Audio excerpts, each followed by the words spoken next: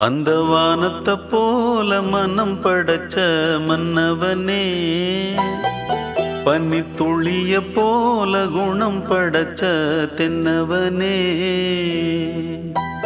மஞ்சளிலே ஒரு நூலெடுத்து விண்ணுக்கும் மண்ணுக்கும் சம்பந்தம் உண்டுன்னு சொன்னது யாரு? அது மன்னவன் பேரு.